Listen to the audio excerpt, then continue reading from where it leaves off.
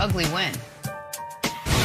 I'd rather have, I said it in the locker room, I'd rather have a ugly win rather than a pretty loss, if that makes sense.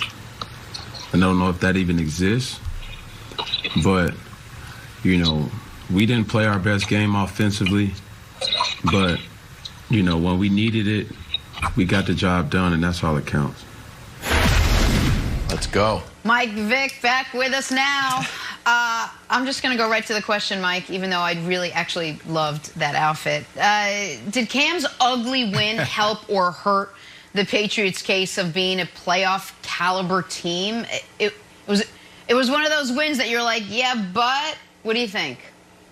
Yeah, I mean, it's one of the wins where it leaves you still searching for answers as we've been for the last 5 weeks with the New England Patriots. And Cam's right, and that term it does exist. He knows that ugly win better than a pretty loss. I've been a part of a couple, and it feels good to win. And it showed on his face that he was very relieved when they won that game. But in terms of the playoffs, I mean, winning a game in general, it helps. It gets you closer to the finish line and accomplishing that team goal that you set out for in August or in July or whatever.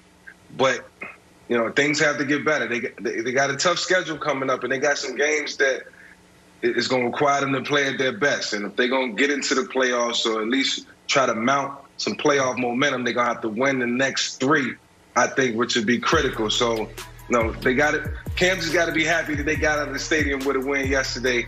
And then they got to start looking towards next week because that's what matters. Yeah, Mike, look, playoffs, I mean, they have bigger problems. I mean, pass pro is not good enough. You know, the right tackle and the running back, they can't pick up simple pressures. They just can't do it. Offensively, you have no tight ends, no wide receiver. I like the kid Bird. He makes plays in big moments, but it's just not enough. So for me, this team is not good enough. Now, if they had the #1 defense and that defense was playing lights out and they were really running the ball, then we're looking at a Baltimore Ravens team from last year, maybe Baltimore Ravens 2.0. But that's not what we're seeing. Yeah, they need Cam Newton to throw the ball and win some games through the air. And I just don't think that they're capable of doing that. They don't have the personnel to get the job done. And, Nick, if there's ever been a time for you to crush a quarterback, now is the time. Like, we're talking about Taysom Hill. We're talking about Baker Mayfield. Look at the stat line. You know, so, if we want to do that, this is the perfect time to do it. But, you know, for me, when I look at it, it's coaching, it's the offensive line play, it's wide receivers, it's defense, it's the tight ends. That's the reason why this team won't be any threat in the playoffs, or maybe not even make it to the playoffs, Nick. Ooh, we'll take it. Yeah, well, listen, as far as playoffs go, the Patriots could go undefeated the rest of the way and still get left out. I mean, right now, you know, the teams with a better record than them are on the outside looking in.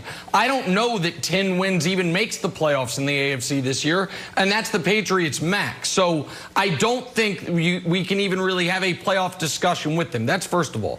Second of all, I don't think this was as ugly as we're discussing it. To me, this wasn't as ugly as their win against the Jets because one side of the Patriots played a great game. Holding Kyler Murray and the Cardinals to 17 points, holding Kyler down the way they did, that was an excellent defensive performance. It was an incredibly ugly offensive game because that was the worst game Cam Newton has played maybe in his entire career, certainly in his career with the Patriots. He was horrible, and they won anyway. Cam Newton was out there doing his best Taysom Hill impersonation, and somehow the Patriots still got a win over a quality opponent. And so, Wildes, I just think at the end of the year, you're gonna have sleepless nights about the fumble against Buffalo. I think that is. I think at the end of the season, you're going to end up a game shy, and it's going to be that swing game when you're down 3 against Buffalo, and Cam fumbles in the red zone. So, listen, Cam was awful. It's a terrible loss for the Cardinals, by the way, who are not locked in the playoffs. And I thought a good win for the Patriots, but I don't think they can make the playoffs. I think the numbers are too far against them, Wildes. if by good win you mean great win by the Patriots. And I'm not haunted by the Bills fumble because this is sort of like the karmic gods giving us the missed field goal. You know, it sort of balances each other out. But I'm debuting a new segment. It's called Kevin's Report Card, where I grade each element of the Patriots team in a report card setting. So the quarterback, you know, Cam had 11 passes, 9 to Patriots and 2 to the Cardinals. That wasn't bad. Running backs, we ran for 110 yards. The defense played great. Special teams put us in a good position. So here are the grades, if we can reveal it. Stand by. Pass everything. It's a pass-fail test. We won. Quarterback wins. It all counts, baby. Another win. We're on our way to 500, Vic. Get ready. Yes, this is how it goes. It's a pass-fail class. I don't need to go he did great, and he didn't do great, and he did. You know what? Boom. Another win. A big... Well, that's how it works, Nick. Quarterback wins. Just if it's good enough for Baker and Taysom Hill, it's good enough for Cam Newton. So I'm feeling very good about this win. Vic, it seemed to me. It seemed to me. I want to ask Mike a question. It seemed to me like the Patriots didn't want to trust Cam in this game. And I don't blame him, by the way. He threw an interception on the first drive of the game. Yeah. It seemed like once they saw that they were going to be able to keep it within one score, they were trying to take the game out of Cam's hands. He still had a nearly deadly fourth quarter interception anyway. It felt to me like they were trying to coach around Cam Newton yesterday. Yeah, the game plan was very vanilla going down the stretch, and it's obvious. They don't allow Cam to spread it out. They don't allow him to distribute the ball the way we thought he would be